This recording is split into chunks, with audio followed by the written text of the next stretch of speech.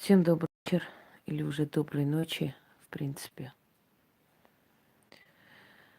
Как я и обещала тогда, что будет и вторая часть предсказания 2019 год. Для того, чтобы мне по новой не говорить, пожалуйста, откройте первую часть предсказания 2019 год. Год подземного дракона, черного дракона, по древнему не восточному, извиняюсь, по древнему календарю. Восточный календарь приписывает это год свиньи. Я уже сказала, какой будет год. Шумный, постоянных протестов, ярких таких шумных разоблачений. Год, когда разбогатеют те люди, которые интеллектуально трудятся, те, которые имеют свои внутренние тайные, скажем так, ресурсы и многое иное. Давайте не будем возвращаться к этому. Кому интересно, пускай откроют 2019 год черного дракона. Предсказание. Это первая часть. Я здесь отмечу. Это вторая часть. Поскольку очень много было вопросов, постоянно писали под роликом. Ну вот сейчас у вас есть шанс задать эти вопросы. Давайте начнем с России. Я продолжу то. Здравствуйте, Яныш. Я продолжу то, что начала говорить. Для того, чтобы убедиться, насколько мои предсказания сбываются, насколько они четкие и в точку, я предлагаю вам открыть предсказание на 2018 год, который я сделала перед Новым годом, и посмотреть, сколько там сбылось. Царь Беларуси, боже мой, пожаловал. Максим, это не ты дурачишься? Так вот,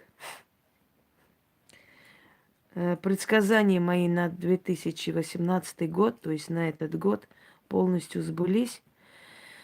Вы можете просто включить, я как тогда говорила, к концу года анализируйте, сколько сбылось, а сколько еще сбывается. Хочу вам сказать, чтобы вы опять помнили, то есть напомнить на всякий случай. Год черного дракона наступит 5 января. До 5 января идет год белого волка. Да, я тебя узнала, Максим. У меня чуйка, меня не обманешь. Год белого волка, и когда я сказала тогда, что это по древнему календарю год белого волка, мне помнится, что многие посмеялись, мол, какого волка собаки. Но когда Олимпиаду, то есть символом Олимпиады выбрали волчонка, белого волка, то у всех сомнения отпали. Я не просто так говорю, я говорю так, как есть. И те люди, которые... Будет, Альфия. Те люди, которые меня знают давно, те люди, которые знают мой канал давно, они прекрасно знают, что у меня очень сильное ясновидение. Дано мне, вот просто дано мне от моих предков. И они знают, что я еще ни разу не ошибалась.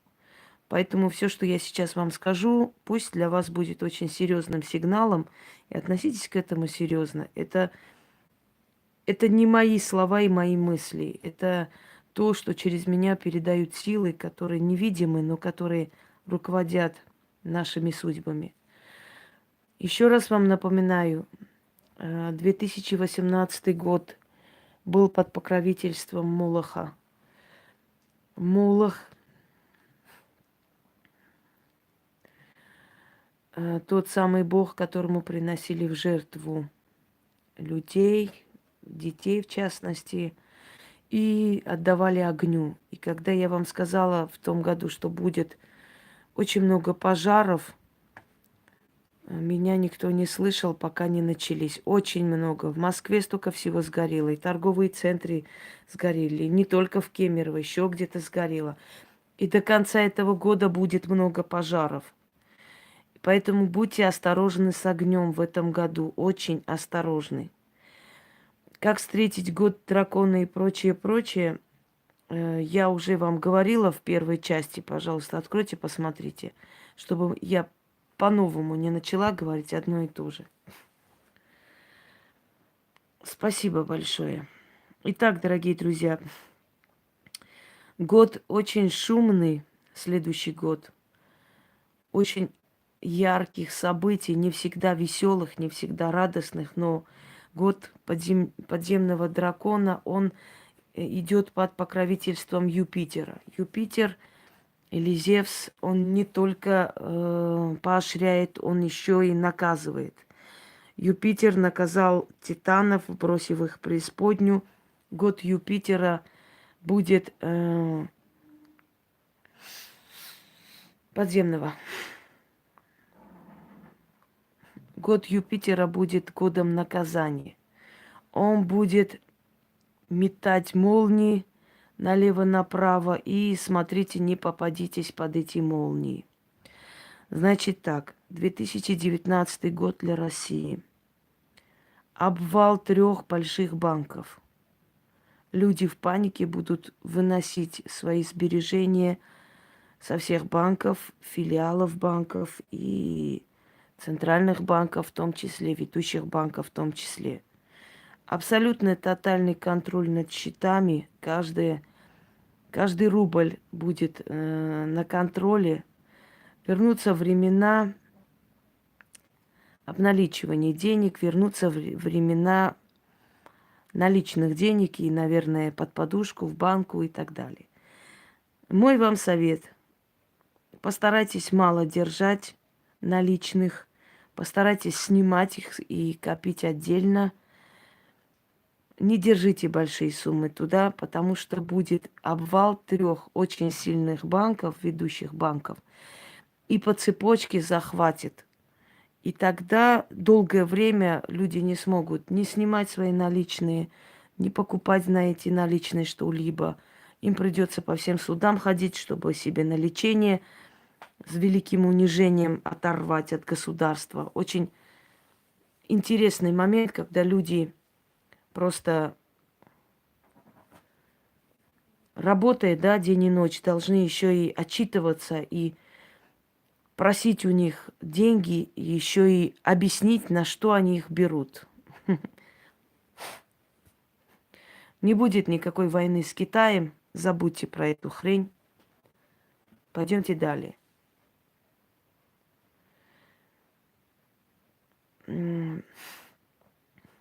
Нет, не будет такого, Настя, чтобы вообще на карты не поступали или что-то еще. Но постарайтесь не держать много денег на картах.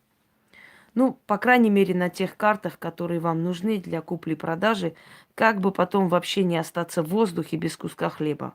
Потому что если закроют, то закроют на месяца 2-3. Никого не волнует, что у тебя дети, и их нужно кормить. Абсолютно. Будет разоблачение многих чиновников. Нет, Сбербанк не рухнет, но Сбербанк очень сильно ослабеет. Сбербанк начнет привлекать людей, клиентов уже над каждыми условиями. Ничего не делать, вашу пенсию никто не отнимет. Это касается людей, которые зарабатывают, которые вкладывают, которым есть что терять, поверьте мне.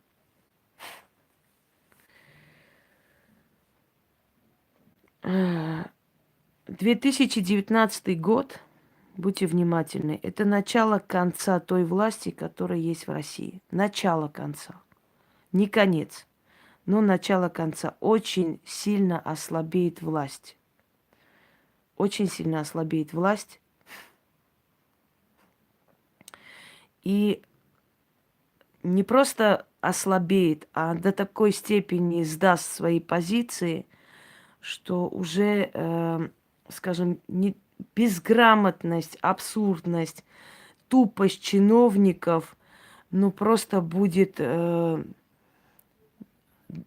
доводить до шока весь мир. Как сказал известный римский писатель Тацит, чем ближе империя к провалу и к погибели, тем абсурднее его законы. К сожалению. налог дожать до последнего. Налог на грибы, налог на воду, налог на воздух, налог на трусы, извините меня, налог на то, к налоговой обращайтесь, что хотите купить, где будете покупать, с какого качества, почему за 2000 хотите купить, а почему не хотите за 600 рублей покупать. Покупайте за 600, а не за столько. Давление, жуткое давление на людей, давка до такой степени, что не выдержит, лопнет пояс. Чем сильнее давление, тем сильнее сопротивление. Это давление делается для определенного просто взрыва. Этот взрыв – начало конца. Дальше не буду продолжать. Я думаю, умные люди понимают, нет нужды по полкам вам раскладывать, да, что и как должно быть.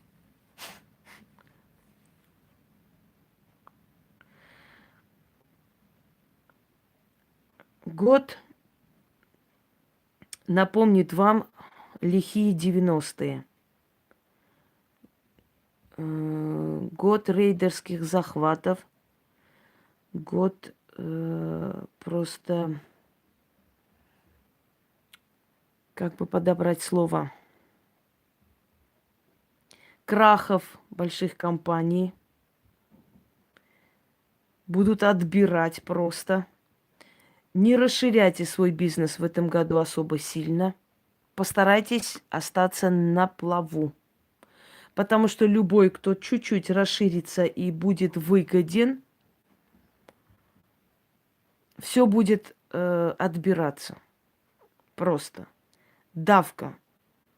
Жуткая давка на людей. Ощущение такое, что управляющая чиновничья структура просто обезумела. И вот, знаете, вот так бывает, вот эти зомби, вампиры, да, с безумными глазами бегут за людьми. Вот примерно то же самое. Обезумевшие просто, обезумевшие, уже опьяненные от своей безнаказанности, бегут за копейками пенсионеров. Бедная баба Маня, перевели ей 1000 рублей на карточку, она финансирует террористов. Все, бегите, люди, кто куда. От чего это происходит? Вспомните конец Римской империи, когда одна часть населения голодала и ходили по помойкам, вторая часть населения ела просто позолоченный хлеб. Вторая часть устраивала оргии, устраивали распутство, устраивали пиры и тратили все деньги народа. Но не забывайте одну вещь. Чаушенко когда-то тоже думал, что он вечный. Да. Далее. Пир во время чумы.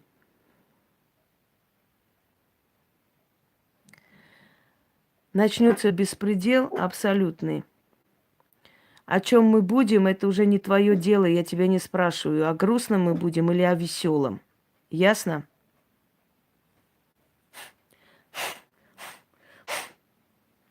Мы будем о том, о чем надо говорить, о чем нужно предупреждать, и то, что мне видно. Если даже рухнет Сбербанк, как вы мечтаете, ваши кредиты перейдут на другой банк. Вы не думайте, что один банк рухнет, и вы кредиты платить не будете. Когда в Москве рухнул Мастербанк, все его кредиты передали другим банкам. Не мечтайте. Объявит о своем банкротстве очень большое промышленное просто производство. Обанкротится. Дорогие друзья, это год протестов, арестов, захватов и обогащения. Люди, которые живут своим интеллектуальным трудом в этом году, им повезло больше всех на свете. Они ничего не потеряют, наоборот, они поднимутся. Да, Ольга, мои предсказания сбываются, потому что я говорю то, что мне дается. А вы знаете, что если что-то дается извне, это всегда голос потустороннего мира. А там им виднее, что к чему, куда ведет. Убийство одного видного деятеля. Убийство этого деятеля и большая шумиха вокруг этого убийства.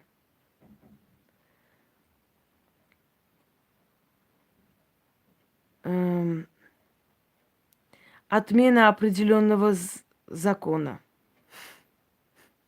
Определенного закона касаемо земли, касаемо имущества вне зоны городов. МЧС начнут сокращать и выкидывать людей на улицу. Милиция будет менять свои, скажем так, свои подходы к народу. Милицию начнут перевоспитывать, курсы вводить, мол, вот как общаться с людьми, что делать, как, дипломы, там, переквалификации и прочее. Ничего не поменяется, но будет интересно и приятно. Это все продлится год.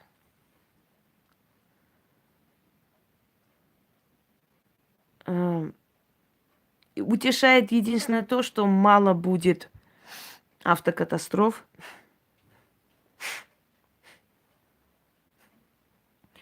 Мало будет таких катастроф, связанных с человеческой деятельностью. Но будет наводнение одно. Одну часть предсказаний я уже говорила в том ролике. Откройте, посмотрите. Я сейчас дополняю. Будет наводнение и такое весомый урон нанесет. Никому ничего не будет продано, успокойтесь.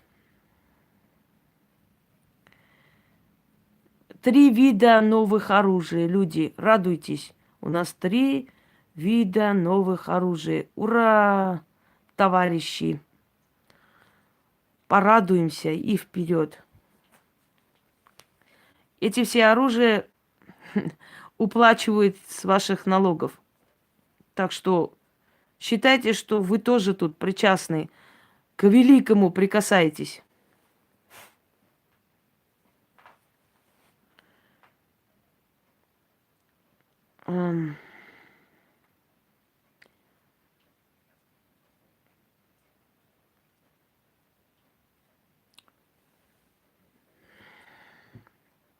Люди не станут добрее. Как могут люди стать добрее, когда у них отбирают последний кусок хлеба? Скажите мне, пожалуйста, Ирина. У вас логика есть? Вы логически думать умеете? Люди могут стать добрее, когда у них последнюю корочку хлеба отбирают? Как вы считаете?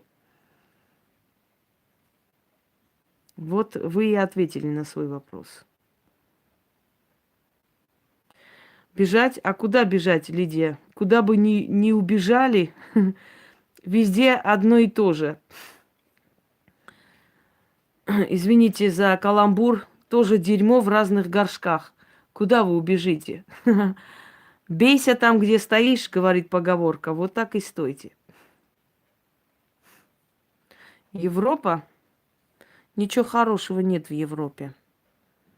Европа постепенно превращается в кишлак.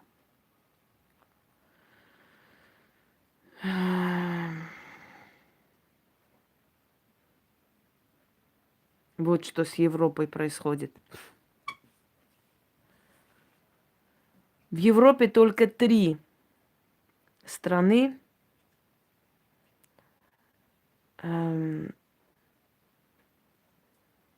А вы думаете, что Россия с Украиной в ссоре? Вы правда в это верите, в этот театр большой?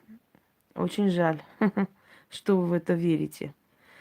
А вы никогда не задумывались, что есть люди, которым выгодно показывать вражду, воевать и под это дело ограбить, разграбить, вынести все, что возможно? Я не собираюсь говорить про скорпионов, раков, рыб и так далее. Я сейчас не гороскопы вам рассказываю. Если вам это интересно, идите, откройте в Google и посмотрите, что вас ждет в этом году.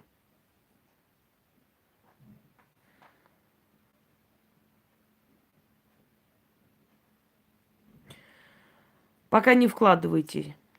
Но постепенно расширяйте, но не сразу, не резко. Вы сразу станете аппетитным куском для некоторых людей и захотят вас отобрать.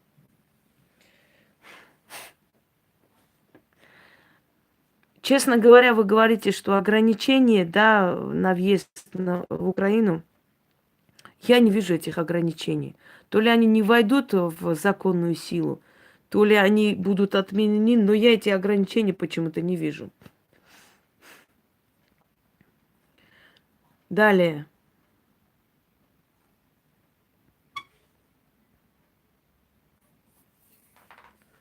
Швейцария стоит твердо на своих ногах. Греция с Турцией начнутся терки, уже чуть ли не будут готовиться к войне. Греция опять начнет делить Крит с Турцией. Далее. Я еще раз повторяюсь, те люди, у которых будет интеллектуальный труд, те люди, которые занимаются там компьютерной системой, которые занимаются, скажем так, какими-то изобретениями, люди, которые книги пишут, что еще вам сказать, люди, которые там придумывают какие-то модели, люди, которые участвуют в каких-то конкурсах, люди, которые рукоделием занимаются, рисуют и так далее, у них очень большой успех в этом году, потому что в этом году выйдут все потайные, как вам сказать, способности подсознания человека. И на этих способностях человек поднимется. Подземный дракон – это как связь между людьми и богами. Еще раз повторяюсь, в этом году черная сила будет помогать тем людям, которые к ним обратятся. Не обязательно служить темным силам, попросить. Вопрос о Крыме. Что ждет Крым? Большие реформы ждут Крым, аресты ждут, и смена руководства Крыма ждет. Более ничего Крым такого сверхъестественного не ждет.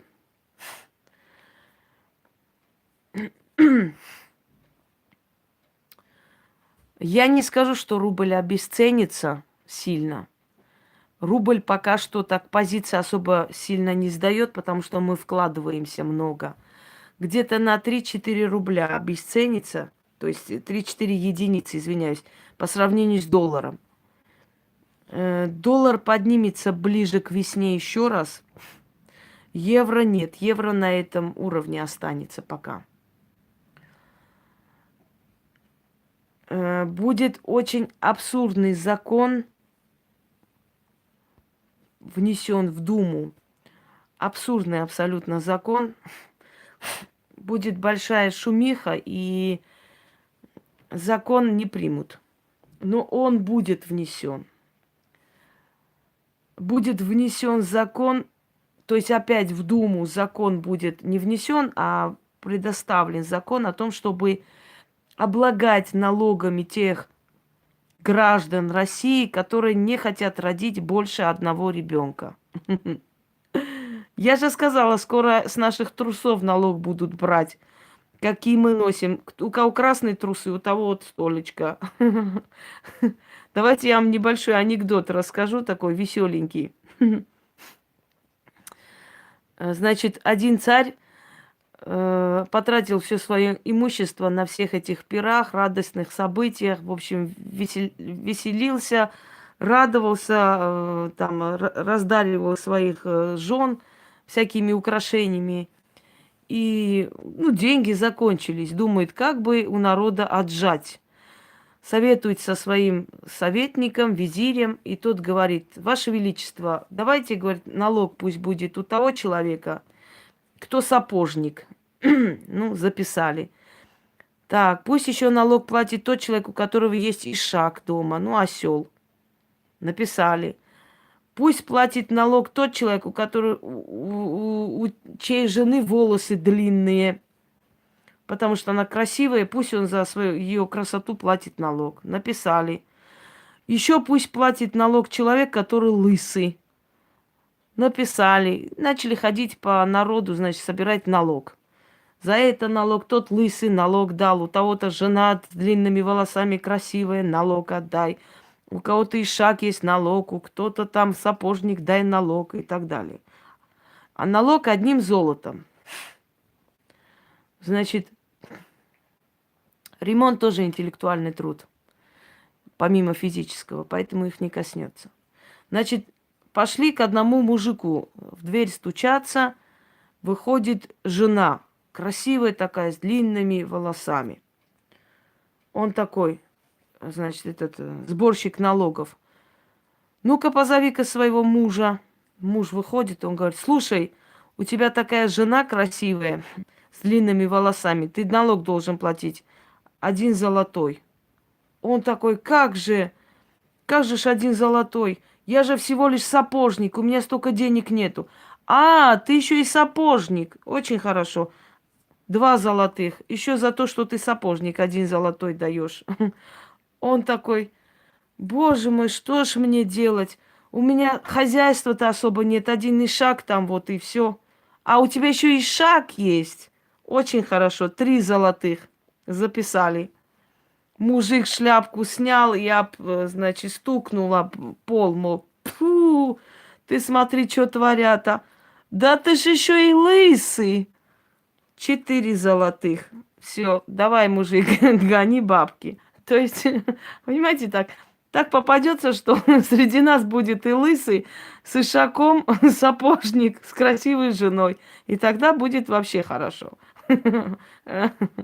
Ой.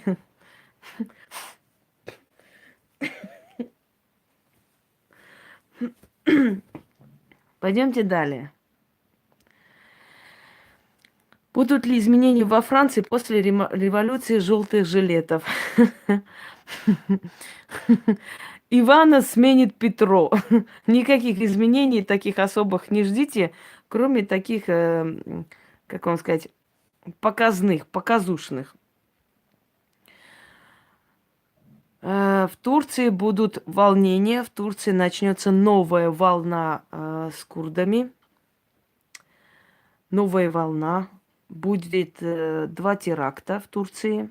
Один будет в Измире, второй будет в Стамбуле. Ждите. Один к весне готовят и далее. Потому что с весны начинается как бы их свободный переход по этим горам. И поэтому вот с весны начиная, будьте осторожны. Там в Турции восстанет еще один народ и потребует автономии. Задушат в крови, но курдов не задушат. Начнется опять вот это вот волнение с курдами. В Турции арестуют одного очень видного лидера для того, чтобы опустить пыль в глаза, чтобы отвлечь народ. Откроется очень большая пропажа государственных денег. Начнется разбирательство. В Турции недовольное население выйдет на улицу, ничего не добьется, потому что они еще пока, скажем так, очень слабы. Что значит детишек ждут ли улучшения? Вот вы свой вопрос поняли, Ирина? Что значит детишек? Детишки наши. Мы обнищаем, они обнищают. Мы разбогатеем, они разбогатеют. Причем здесь они? Они что, отдельно живут от нас?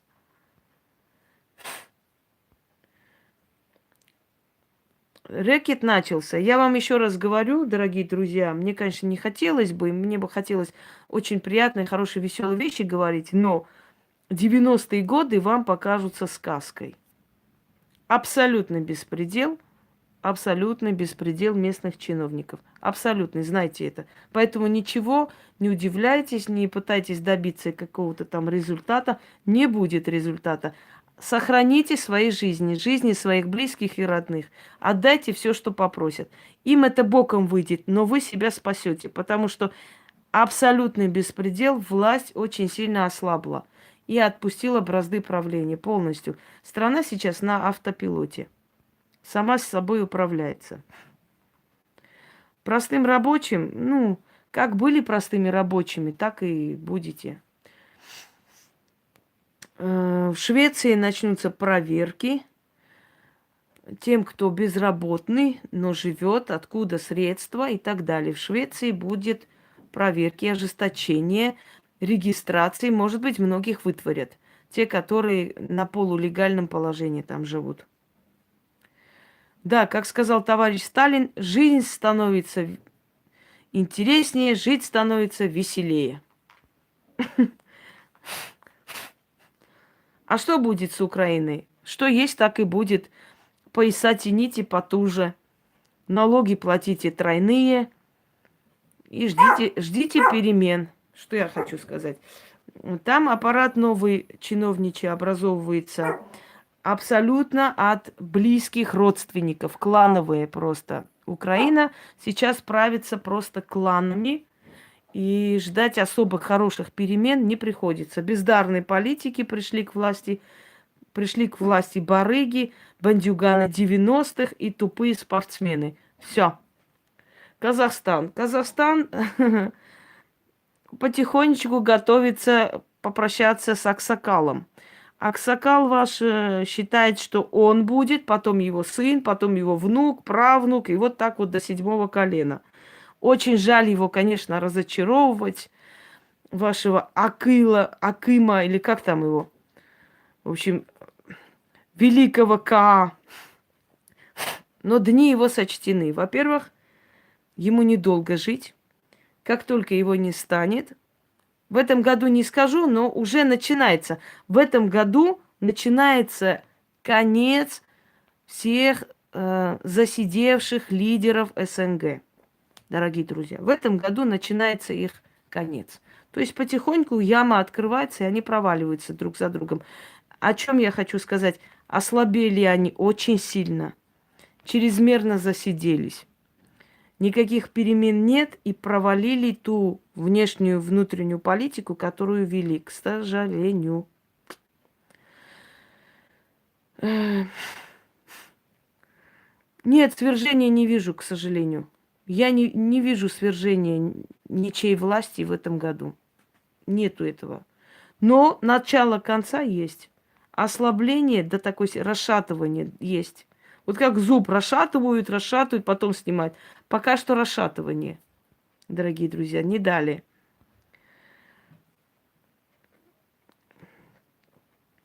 Я говорила и говорю еще раз о новом лидере на Украине. Но этот новый лидер может править за спиной вашего президента, не напрямую, между прочим. Латвия.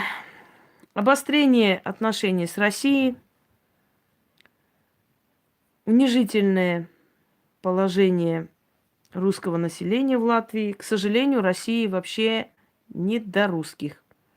Россия как-то плевать хотела на русских, которые живут вне России.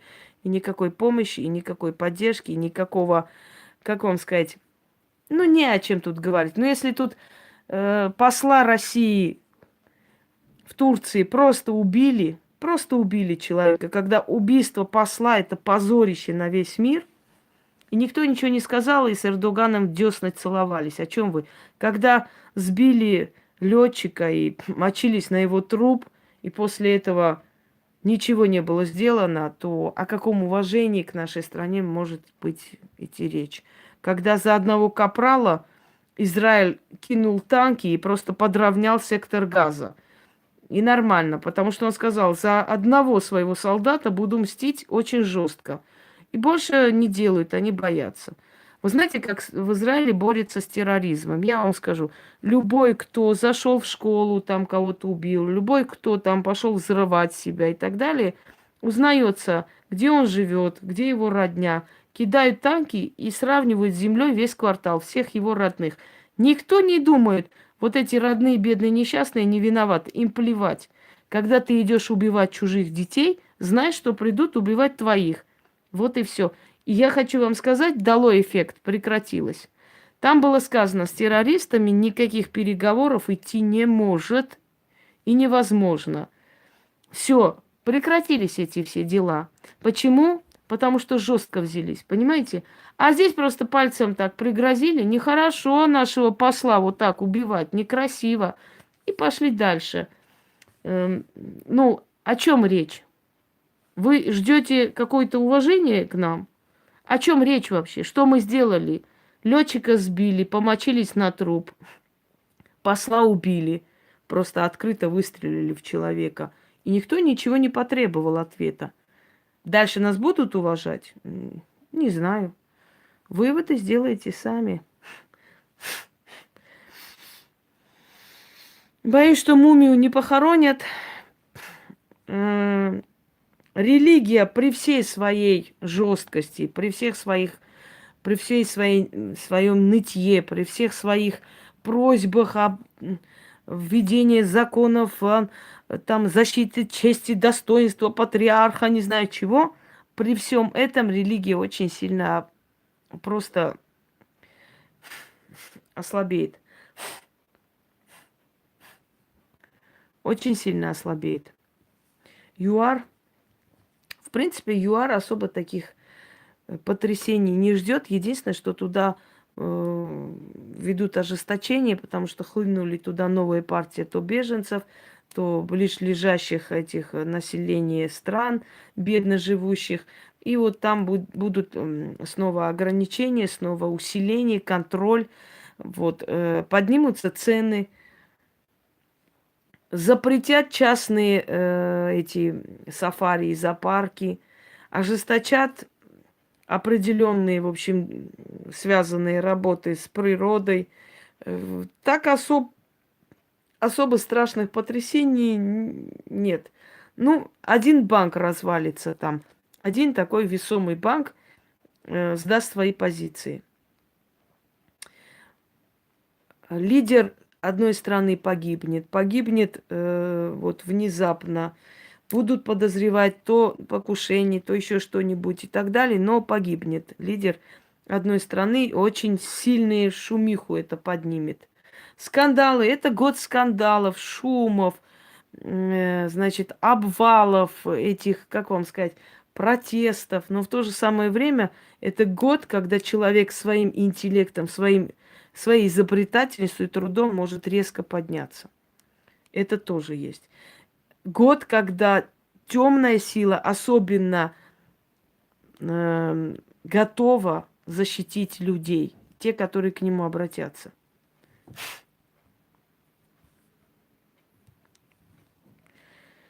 Ну, я говорила правду, еще раз повторяюсь. Многие зашли, сказали, что ты мелешь, мы скоро Донецк возьмем, да ты там Ванга тупая и так далее. Всякую хрень не написали, гадость написали. Но, увы, к сожалению, для них получилось, как я сказала. И я повторяюсь, и я говорю еще раз, Новороссия есть, и она будет существовать, эта страна. Ее признают, не сейчас, но ее признают. У нее будет полузависимое такое состояние, у нее будет такой, знаете, шаткий статус. Украина начнет вести переговоры, говоря о том, что готова предоставить Донбассу автономию, готова предоставить широкие возможности и права, но они на это не пойдут. В Тунисе не очень хорошо, в Тунисе будут теракты, в Тунисе будет определенная организация, в Тунисе начнутся новые ИГИЛ, скажем так, поднимать голову, но продолжение развития не найдет. Алжир нормально. Алжир только бедная страна, но таких потрясений больше нет. Алжир, знаете, как почему-то в Алжире очень жуткие страхи по поводу гражданской войны, но его не будет. Да, ну, будут отвлекать, конечно, да, внимание народу. Мы знаем, да, кто это все делает. Ну да ладно. В Америку, вы знаете, в Америке очень большая сейчас безработица. В Америке сейчас хорошо закрепились те, которые хотя бы лет 20 назад туда поехал. те, которые сейчас захотят туда ехать, к ним отношение будет абсолютно нечеловеческое. И я не знаю, вы сами решайте, хотите поехать или нет. Я сейчас не советую никому никуда двигаться. Весь мир как кипящий котел. Где рванет, непонятно. Значит, сильная буря, ветер, очень сильный ураган. Этот ураган придет с берегов Бразилии, пройдется по Аргентине, зацепит США и поднимется дальше к Канаде. Вот по одной линии будет идти. Сильный ураган. В Эстонии будут аресты, в Эстонии будет смена правительства, ну, хотя бы частичная смена власти. В Эстонии ждут. В Эстонии тоже не очень хорошо. В Эстонии хотят какую-то базу поставить. В Эстонии хотит народ на улицу выйти опять протестовать. Туркмения. В Туркмении появится новый человек, и начнется практически гражданское противостояние. Но его задушат. Пока что в Туркмении лидирующая партия сильна. Она пока что держит Туркмению в таких ежовых рукавицах. Никакой свободы у людей не будет. Запретят вообще. Если до сей поры был запрет, сейчас вообще запретят и интернет, и все на свете. Живите как в средние века. Из Туркмении все убегают, все кто куда. Кто уезжает в Персию, кто в основном в Турцию едут или в Европу. Я не вижу ее там, к сожалению. Я ее в лидерстве не вижу. Будет ли она где-нибудь состоять, может быть, но в лидерстве не хотят ее. Вопреки всем ее фокусам и притворствам, я не вижу. Молдова ожидает бедность, новая волна эмигрантов, которые уедет из страны. Молдову ожидает с Гагаузией очень сильное обострение, очень сильное, вплоть до столкновения, но в последний момент начнут потихоньку всех успокаивать. Но будет там и убийство, и все на свете. С Гагаузией будет очень сильное столкновение, потому что Гагаузия хочет отделиться. Уже давно хочет, но сейчас уже намерения более чем серьезные. В какой стране Европы жить спокойнее? На удивление в Греции, хотя в Греции бедность зашкаливает, но спокойнее, без войны. Кипр нет, Кипр готовится к военным действиям с Турцией. Особых таких не будет, но столкновения ждите. Швейцария, Норвегия, Австрия, Италия и Англия. Что вам сказать про Башкирию? Скажите, пожалуйста. В Башкирии полный ход коррупция. Такая, что мама не горюй. Одного из ваших министров захотели шваркнуть недавно. Еще раз захотят шваркнуть. Я вам сказала насчет Турции, вы плохо слышите. Вы спрашиваете и не слушаете. Ну, в Италии появится женщина-лидер. Не обязательно, чтобы президент была, но женщина. Женщина с такой властью сильной. В Грузии тоже появится женщина-лидер. Опять говорю, не власть имущая, не полностью возьмет контроль, но она будет в лидерстве. Что будет с Азербайджаном? Азербайджана не станет через 35 лет. Она разделится на отдельные республики. Потому что в Азербайджане очень большое преимущество имеют, сейчас скажу, значит, ой, все, уже забыла. Маленькие страны. Во-первых, талыши, удины, значит, и все. Еще один народ. Талыши хотят отделиться. И у талышев в ближайшее время появится эта возможность. Азербайджана не станет через 35 лет. Как таковой, как Республика Азербайджан. Она будет, но не такой, как сейчас. Она будет разрозненной, и она будет разделенной. Хотите верьте, хотите не верьте, но придет время, и вы вспомните мои слова. Там абсолютно тотальный контроль населения, запрет вообще чего-либо, запрет иномыслия. Пропадают мужчины, их обвиняют в терроризме для того, чтобы их просто оттуда убрать. Шиитское население Азербайджана абсолютно бесправные. Их мечети отбирают и превращают в суннитскую. Что еще вам сказать? Все национальные лидеры Азербайджана, которые более-менее не согласны с властью, они все в бегах. Беженцы, которые ушли уже 30 лет с лишним, еще домов не имеют и не будут иметь долго. Клан Пашаевых пересиливает клан Алиевых. В скором времени Алиев, он уже в данный момент есть.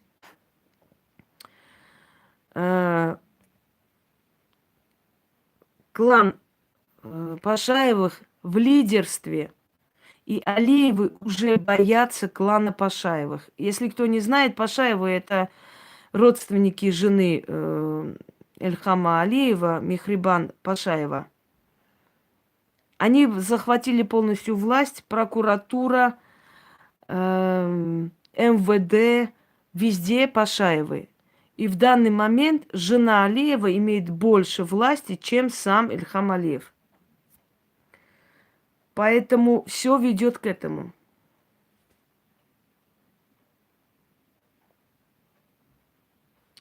Так. Про Молдову уже было сказано. Вы спрашиваете, вы когда задаете вопрос, имейте культуру слушать ответ. Вы у меня спрашиваете, и что, и отходите в сторону? Я вам говорю, вы снова пишете. Я про Молдову только сказал 2 минуты назад. Приднестровье, она всегда была как кипящий котел и продолжает быть. Столкновений особых не вижу, но народ выжимает оттуда. Народ будут выжимать, народ будет уезжать. Очень много. Там практически есть селения, где остались одни старухи. Вымирающее селение просто. Делают все, чтобы народ ушел. Им Приднестровье нужна без народа, как вот чистое поле. Помните операцию «Чистое поле»? Вот то же самое делается с Приднестровьем, только делается культурно и постепенно.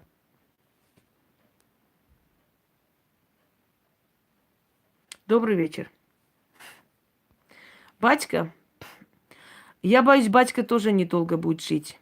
У батьки тоже со здоровьем проблемы. И как только батьки не станет, его власть разделят 3 близких человека ему. Они будут между собой сражаться над трупом батьки. В этом году пока его труп не видно. Но уже почти. Подходим к этому. Он уже повысился. Куда уж повысить? Он уже повышен, пенсионный возраст. В новом году Израиль. Значит так, в Израиле сейчас уже идет и дальше будет продолжаться в новом году сражение за храм Соломона. Большое сражение. Будут выходить, значит, бить друг друга и так далее. Но лидеры Израиля в данный момент очень трусливые, очень мягкотелые люди. К сожалению, тех лидеров, которые были, Шарон, Нетаньяху и так далее, вот это поколение политиков уже вымерло. И пришли на смену горячие головы, но трусливые, боящиеся резких шагов или чего-то еще, к сожалению. Ливан.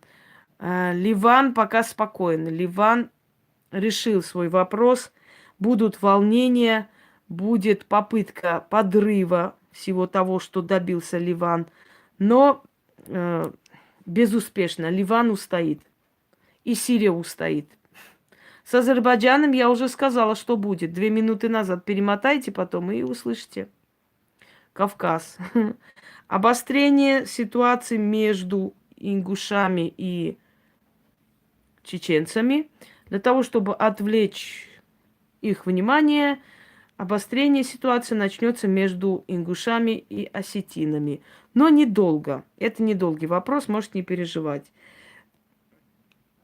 Люди из северокавказских республик, которых принято считать очень благополучными, все хорошо, Европа, красота, начинают оттуда убегать. Потому что абсолютный беспредел местных властей. Абсолютный. Бесчеловечный беспредел. Когда могут зайти в кафе, просто расстрелять женщину, которая без платка сидит или что-то в этом роде, и остаться безнаказанными. Поэтому люди, спасая своих дочерей в основном, пытаются оттуда уйти. Да, к сожалению, это так. Я очень боюсь вам сказать, но придется. Не сейчас, не в этом году, не в следующем году, но в ближайшие годы ждите еще одну войну на Кавказе. Она будет. К большому моему сожалению, она будет. Увы. Пойдемте дальше. Я очень многие вещи не хочу говорить, чтобы вы не настроились на плохое. Но, дорогие друзья, мы до 2025 года будем идти и идти по мукам. Мы будем идти и идти по горячим углям. Только 2025 год более-менее уже поставит все на свои места. До этого времени особых хороших вещей, таких радостных, не ждите. А в Грузии я сказала, что один из лидеров будет, одна из лидеров будет женщина, но не будет она ведущий лидер, либо не показывает ее, потому что у вас президентская все-таки власть. Нет, премьерская власть, но президент существует, поэтому не вижу, что она одна там сидит. Но то, что она есть, существует, присутствует в Грузии. Это однозначно. В Грузии было все прекрасно, но последние 3 года Грузия опять превращается в ту Грузию с рэкетами, с захватами, со всем этим, которая была, когда я оттуда уезжала, к сожалению. Вот это все беспредел опять вернулся. Молодежь Грузии очень талантлива, очень интересна, но очень свободна и развязана, к сожалению. Это тоже плохо. Потому что все ведет к тому, что опять начнутся эти все звиадисты и прочее настраивать народ. А молодежи, которым некуда деваться и работать не хочется, опять хочется хвататься за оружие и записаться в Хедрионе. А это уже не тот Хедриони, который был тогда. Тогда Хедриони был весь такой патриотичный и так далее. А сейчас это бандитская структура, вот и все. И кто не хочет сесть в тюрьму, тот идет в армию. Ну, практически та же самая тюрьма, только пожестче.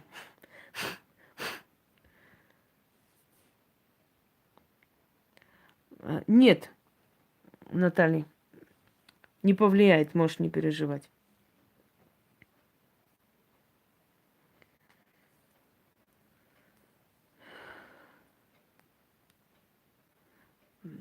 Простите, ничего не поняла. Так, не могу найти первую часть. 2000... Написано 2000... прямой эфир. Вот прям буквально позавчера было. Прямой эфир. 2019 год. Предсказание черного дракона. Год черного дракона. Предсказание. Сокращение бюджетников будет, сокращение врачей будет. Я уже сказала про Украину. Одно и то же не спрашивайте 100 раз. Уберут больницы, меньше сделают. В общем, сокращение будет и врачебного состава, и всех. Увы. Ирландия? Ирландии не вижу особо страшных каких-то перемен. Может не переживать. Так. Да нет, езжайте в Турцию отдыхать. Вам-то от этого отдыха ничего такого не грозит. Вы не местный житель, вы едете, вы турист. Да, этот год очень насыщенный. Он очень на нервы подействует, и просто мы не будем успевать видеть одно за другим. Можно лететь, почему нет? Летите. Бали это... Для отдыха ничего опасного нет. Для жизни опасно в странах.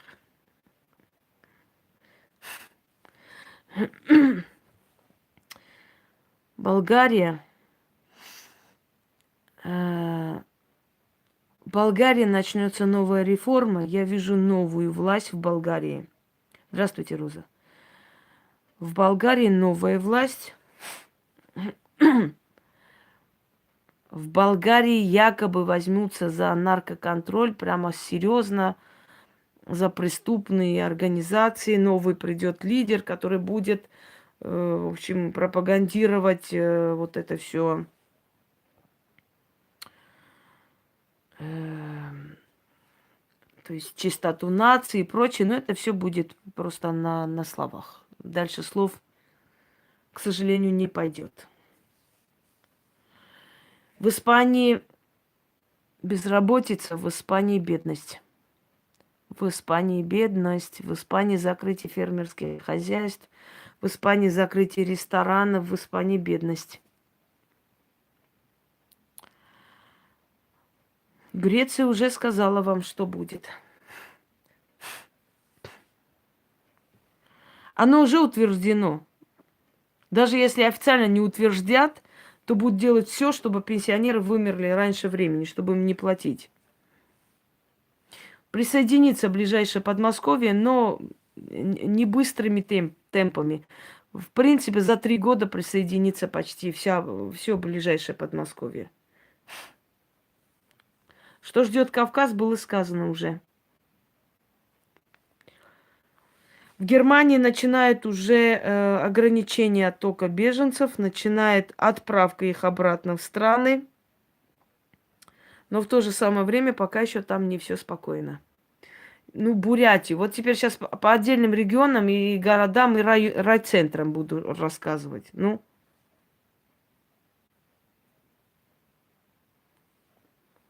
давайте дальше. Да, туркменам терпение, больше ничего.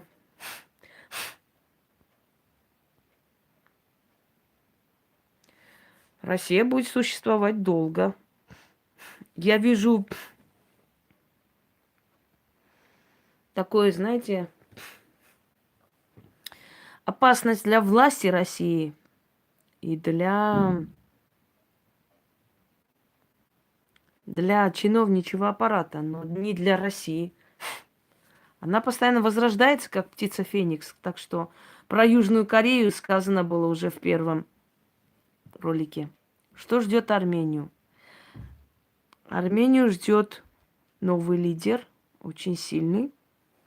Армения поднимется за ближайшие 15 лет. В Армению будет очень выгодно, удобно ехать жить. Но вначале народ Армении настолько привык к тирании, что с очень большим трудом воспринимает, что можно жить по-людски. Со страхом воспринимает это.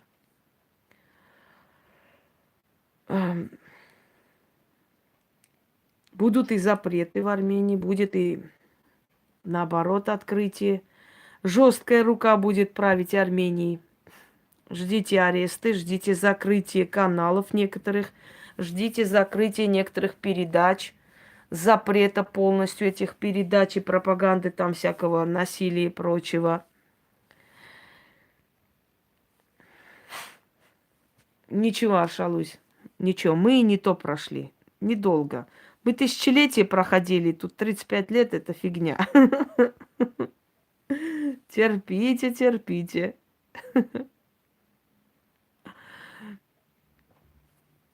Так, пойдемте далее. Про Нагорный Карабах. Столкновение есть, но не более того. Будет демонстрация силы с двух сторон. Готовьтесь больше к демонстрации силы. Столкновение есть. Нагорный Карабах в течение 5 лет будет признанной республикой. Так что терпите. Терпите, вы много терпели, терпите еще чуть-чуть. Надо, положено, так надо. Свободу легко не получает. Свободу получает кровью, потом, страданиями, болью и жертвами. Но получает. Бюджет будет военный повышен. Новые виды вооружения, новые формы ведут. Намного комфортнее сделается, и воинская служба станет престижной. Поэтому очень много мужчин уйдут туда. Значит, полицию разделят и будут ставить на этих.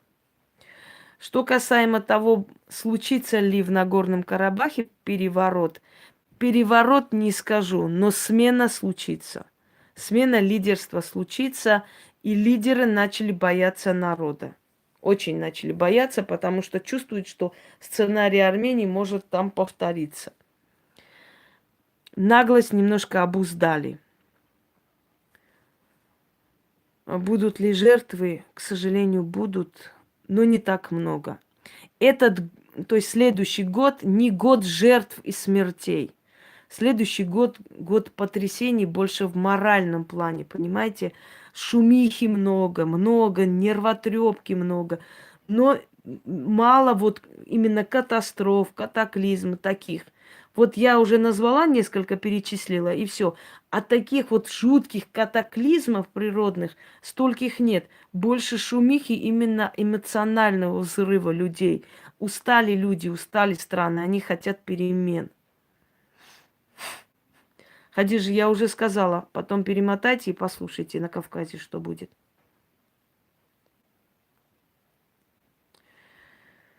Ну так, что делать? С Грузией уже сказала. Перелистайте, послушайте.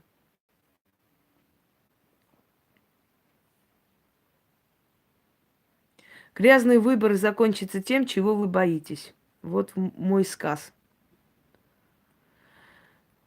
А что будет с Польшей? Польша живет своей жизнью. Правда, немножко обнищает, а так нормально все.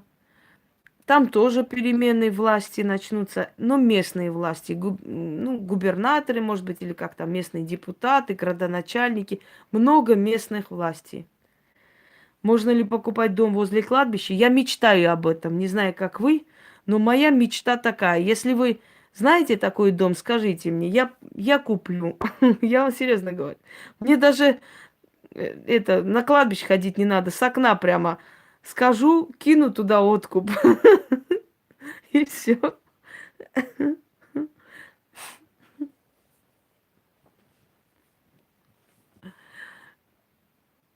Греция с Албанией не успокоится никогда.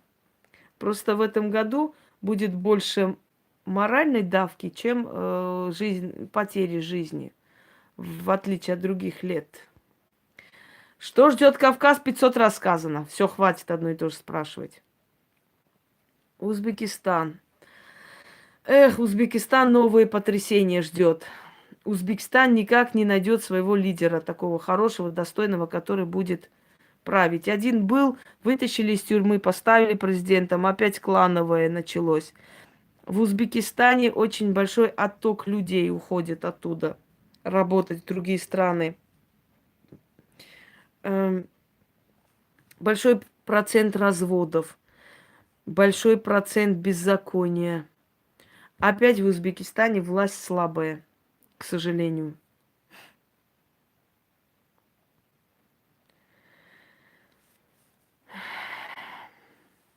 Про Америку я тоже рассказала.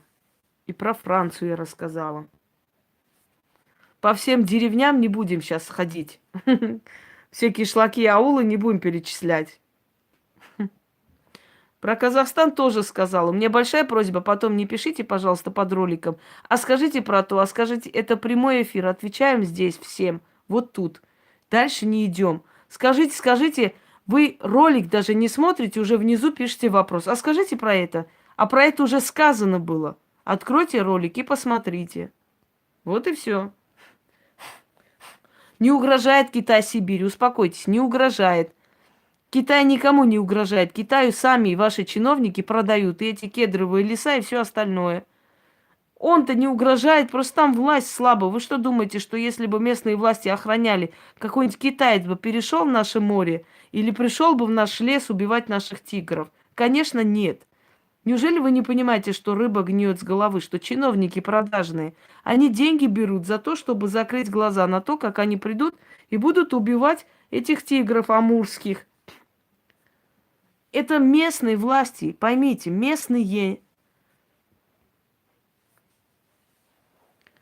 Нет, он не умрет в этом году. Не нужно за меня писать то, что я не сказала. Я сказала, что в этом году начнется начало его конца.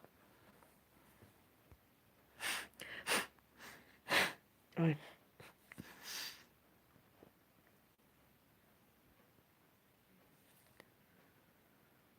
Так.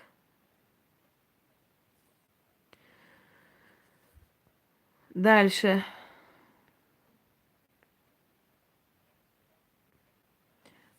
Не могу сказать, стоит уезжать или нет. Но если рэкет и прочий грабеж вас не напрягает, значит... Микки Маус, дорогой ненаглядный. Про Кавказ 500 раз уже было сказано. Хватит. Про Абхазию я уже говорила в первом ролике. Про Грузию тоже сказала. Вот сейчас. Говорили. Можете перемотать и слушать. И Беларусь сказали, товарищи. Республика Коми – богатый регион, да, лес, все есть. Но Республика Коми богата только зонами. Зоны без конца, одни зоны. Чем богаты, тем мы рады, зэками. Вот, собственно говоря. Так что ждет Коми? Развал. Спиваются деревни и сопьются. Абсолютно разложение общества. Осталось только, если Сыктывкар, там еще, как он называется еще, ну, там вот эта связь поезда с несколькими городами, собственно, и все. Кто сказал, что в Грозном будет война? Что вы сочиняете с задницы? Вот все, что вы с задницы сочиняете? Кто такой говорил? Я другое сказала. Перемотайте, посмотрите. Там совершенно иное сказано. Тюменскую область ждет большая коррупция и очень большой скандал. Про Абхазию сказано в первом ролике еще. Вот катаклизмы таких жутких, как в другие были как бы годы, да, таких жутких нет. Несколько будет, которые перечислили, все. В основном это будет Ирландия, вы не слушаете. Вы задаете вопрос и не слушаете. А я уже спрашивала. В Грузию разрешили легализацию марихуаны, да. Чтобы прям народ вообще уничтожился.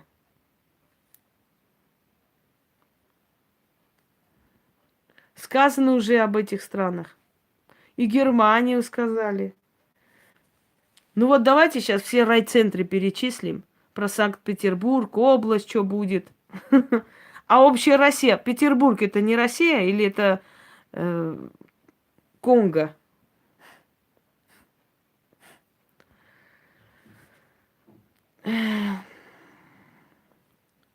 На ваше усмотрение. Пока таких перемен нигде нету, чтобы можно было подняться. Поэтому о Германии в 2 словах сказано и в 10 словах.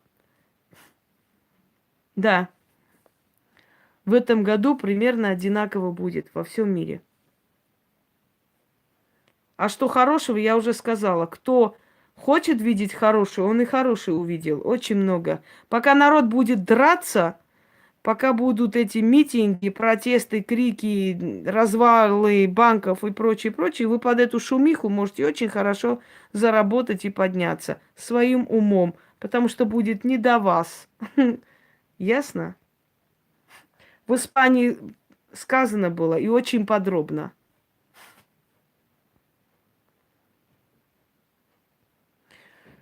Ну а почему не будет?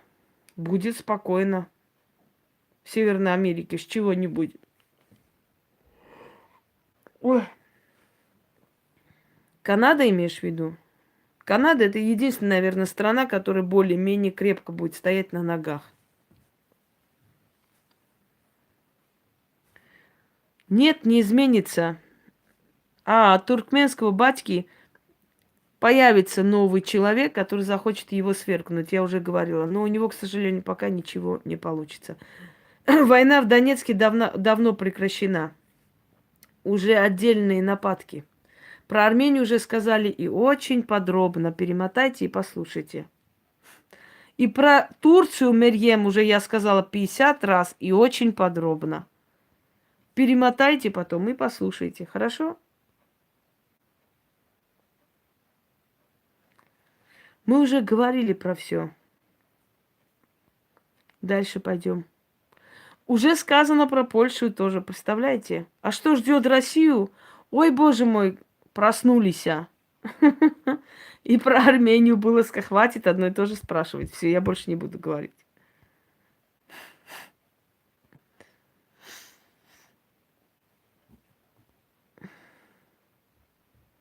Пока еще на Кавказе войны нету, а вы спрашиваете, долго ли будет длиться война на Кавказе? Где на Кавказе война сейчас?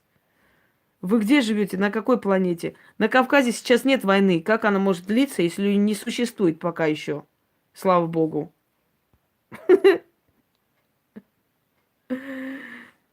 С Пашиняном? Ну, батька с Пашиняном поругался, видать, любовь к Мехрибан Алиевой дает знать. Их же сколько раз застукали, фотографировали все эти папарацци. Ну, если бы у кого была любимая Мехрибан, и не то бы сделал для нее. Нет, не могу сказать про Волгоград, потому что мы сейчас не будем все деревни, все кишлаки перечислять.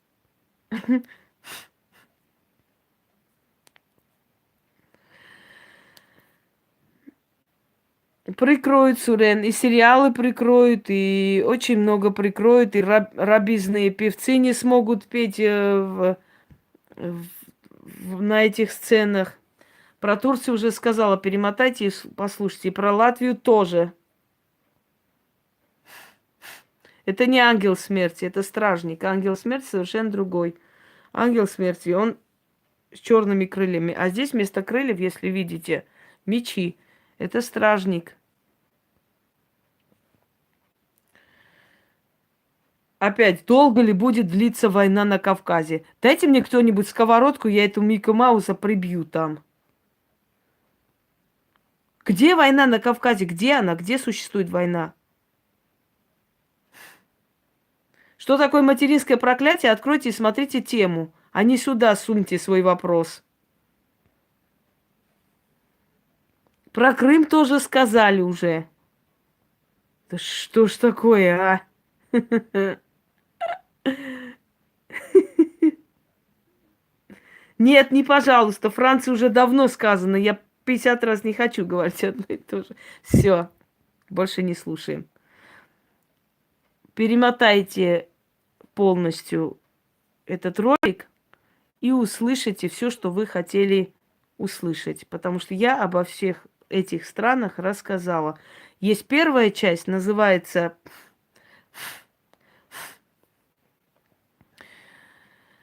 Ой. Есть первая часть, называется 2019 год дракона, предсказание. Есть вторая часть. Скажите, пожалуйста, признает ли Турция геноцид Армении, какое будущее ждет Армению? Про Армению уже сказала, какое будущее. Признает ли геноцид, а Эрдоган уже признал. Он, правда, цифры заменьшил, сказал, вот в те годы нам всем было не сладко, вот я сочувствую армянскому народу. Это было уже, можно сказать, формальное признание. Но фактического признания пока нет. Турция боится признать геноцид армян по той причине, что придется отдать земли. А что-то еще? Компенсация, то, что, скажем так,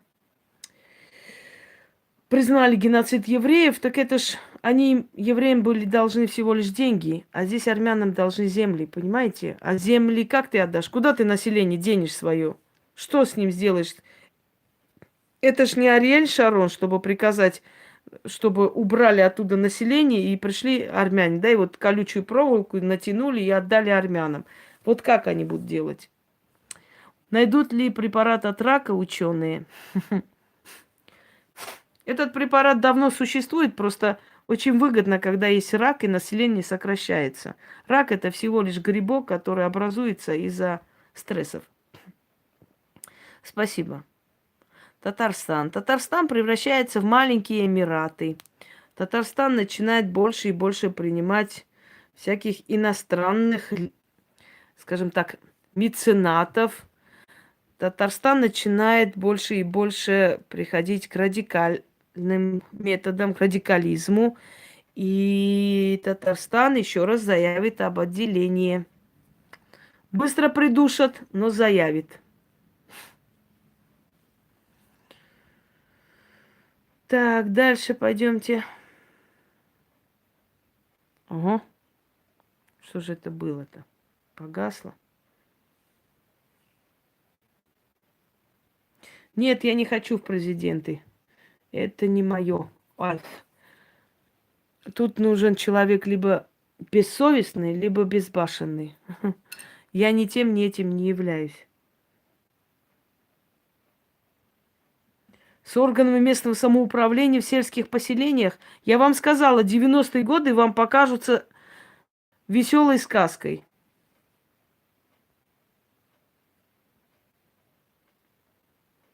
Да, конечно, жив. Ну, что за хрень? Конечно, Путин жив, и, конечно, это он. Просто существуют всякие методы, когда человека омолаживают. И к мужчинам это тоже применяется, не только женщины. Ну, это хрень собачья, господи. Путина нет, это за него другие правят. Ну, не смешите, пожалуйста. Это уже не смешно. Я уже ответила, Нарины, на этот вопрос. Вернитесь сейчас в Донбасс. Почему вы не возвращаетесь? Вы можете сейчас вернуться. И, между прочим, вы меня, конечно, извините очень, если я вас обижу всех. Но кто будет Донбасс защищать, если вы оттуда убежали? Для кого защищать? Для пустых домов? Если вы хотите отстоять свою землю, вы должны там быть и погибать, и защищать. Понимаете, дорогие друзья? А не убегать. Если бы население Нагорного Карабаха убежало куда-нибудь, кто бы там сражался? Для кого бы защищали эти крепости, эти селения? Для чего? В пустых домах, если никого нет. Да нет никакого двойника у Путина, успокойтесь, люди. Он и есть, он и правит. Если вы хорошо посмотрите на его фотографии, просто ему сделали некоторую пластику, прокололи что-то там, и вот как-то поддерживают его более-менее молодость. Так.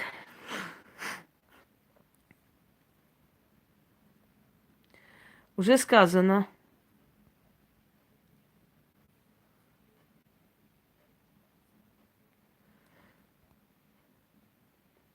Простому человеку, да, лучше не жить около кладбища. Это не каждый выдержит такую энергетику.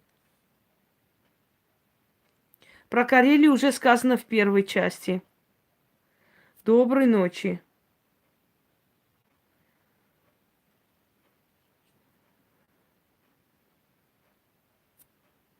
Да, Ухта и Сыктывкар. Больше негде там жить в Коми.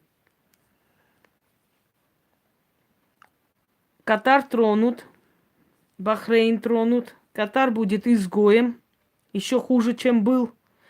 среди арабских стран. Катар и Эмираты начнут делить власть, начнется просто переполох, поднимется. В Катаре повысятся цены, в Катаре будет, значит, повысятся цены на продукты.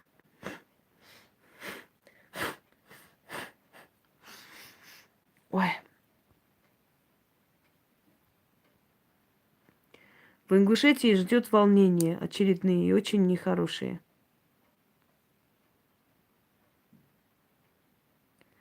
А вы только не говорите мне, помедленней, пожалуйста, я записываю.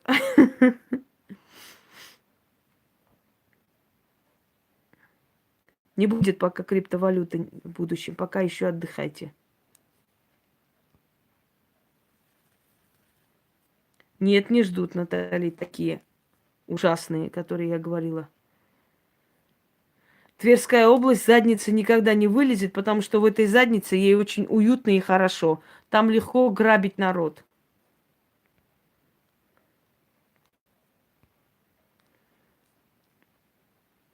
Вот точно, и мне тоже. Так. Индия. Индия выберет новую политику. Индия начнет очередную волну против Пакистана. И Пакистан ответит тем же. Столкновений таких резких не будет, но много шуму.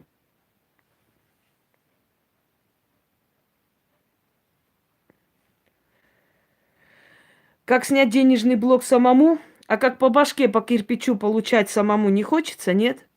Вы все хотите самому сделать, а кто вы вообще? Что вы из себя представляете, что вы мне пишете такие ритуалы делать самим? Вы не понимаете, что я не из-за того не даю делать вам эти ритуалы, потому что я жадный, а потому что вам не под силу снимать денежные блоки. Вы никто в магии, чтобы снимать денежные блоки самим. Это нереально просто.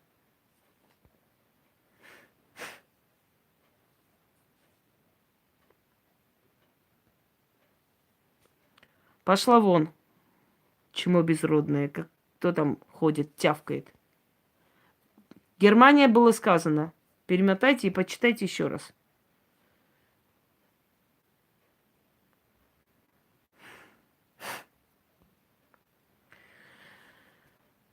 Мировоззрение людей как может меняться? К чему поменяться? Вот скажите, вот вы задаете такие нелогичные, вообще далекие от разума такие вот вопросы. Вам сказано было, что будет в этом году, вы говорите, мировоззрение поменяется у людей. Вот у вас я отберу карту и последние деньги. Мировоззрение у вас как поменяется? Поменяется у вас мировоззрение, как вы считаете? Я вообще, я просто у меня... Да.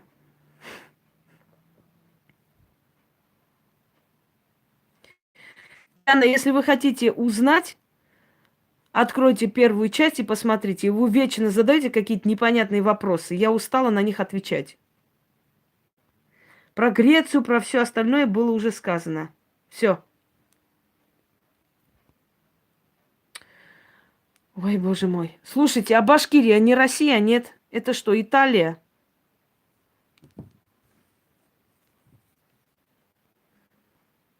Еще раз повторяю, люди, которые занимаются маникюром, косметикой, созданием новых платьев, свадебные платья, организацией банкетов, организацией там каких-то мероприятий, актеры, дельфинарии, цирки, я не знаю, что еще. Люди, которые там делают, то есть мастера, которые делают какие-то красивые вещи из камня, мастера, которые рисуют и так далее, и так далее, и так далее.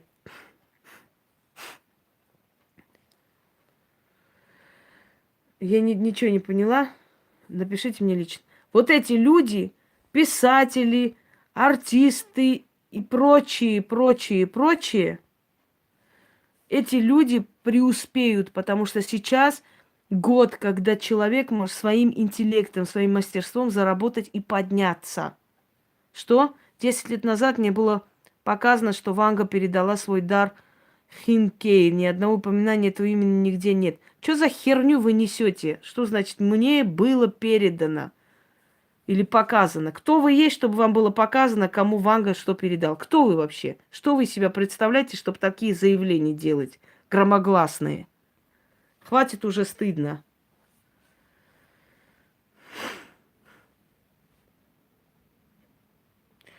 Я сказала, что криптовалюты еще пока рано переживать. Я еще не вижу распространения этого. Я же ответила, Яныш. Я ответила на этот вопрос. Вы просто невнимательны. Я сама могу удалить эти глупости. Мне просто глупости, реально. Все. Диана, отдыхайте сегодня на эфире. Завтра зайдете. Я уже сказала, перемотайте и услышите еще раз.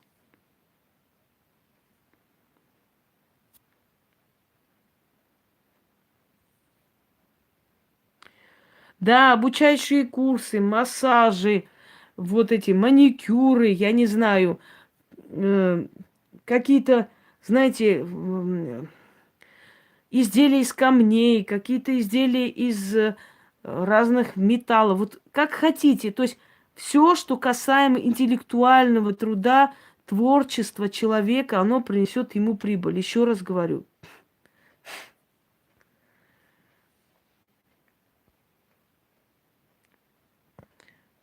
Все, дорогие друзья, последние вопросы уже закончились. Желаю вам удачи. Если что еще, может быть, я не знаю, еще будет у меня времени, как бы. А в Дагестане какие события? В Дагестане процветает коррупция жуткая, ужасная коррупция и ментовской беспредел. Ужасный беспредел ментовской. Они прижимают людей, люди начинают их убивать, те начинают ночью приходить их расстреливать, якобы террористы и так далее. В Дагестане процветает ужасающий ментовской беспредел. Если вы это не остановите, это очень плохо будет потом.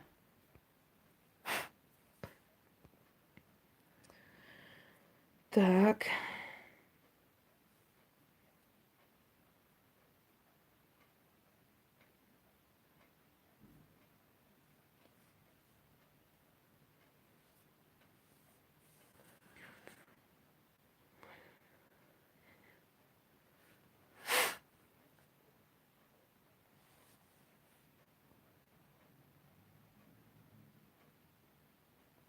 Во-первых, Антонина, или как там тебя? С какого колхоза ты спустилась, свино некультурные, чтобы иметь право вот такие вопросы задавать?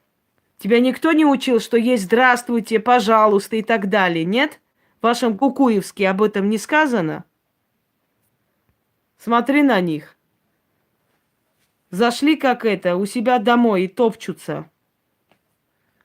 Если я отвечаю на вопросы, это никому не дает права просто зайти и написать. Вот это вот так вот ответь.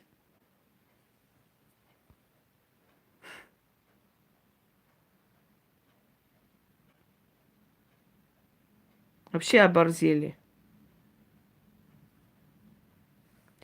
Елена, вы идите к врачу и скажите, можно мне сделать операцию на своем сердце? Когда я объясняю людям, еще раз я вам говорю, вот мне знаете, сколько людей написали про этого придурка, который там эту свечу этой свечой зажигаете, там капаете, снимаете порчу с отца и с матери. Знаете, сколько людей мне написали? Какие у них жуткие вещи в жизни творятся? Вы даже не представляете.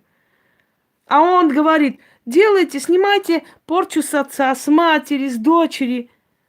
Потому что он придурок, потому что он чмо, потому что он в жизни не знает, что такое магия. Не знает, торговал цветами, решил дурить дураков. А что ему 500 рублей, 100 рублей положат, для него хватит достаточно. Человек на трассе стоит, себя продает, а тут еще и 500 рублей ему дадут. Реально продает, потому что голубизна. И загубили себя люди, и потом приходят, а нам сказали, что можно. Я говорю, идите туда, где сказали, что можно, идите, сделайте. Это опасно, понимаете, опасно. Иначе зачем вообще созданы ведьмы на земле, если бы это можно было сделать?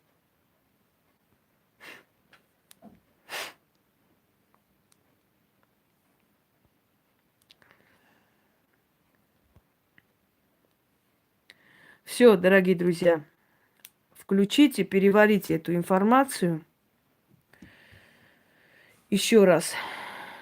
Для сравнения откройте предсказание 2018 год и увидите, насколько все сбылось. И сбудется сейчас, как всегда. Всего хорошего.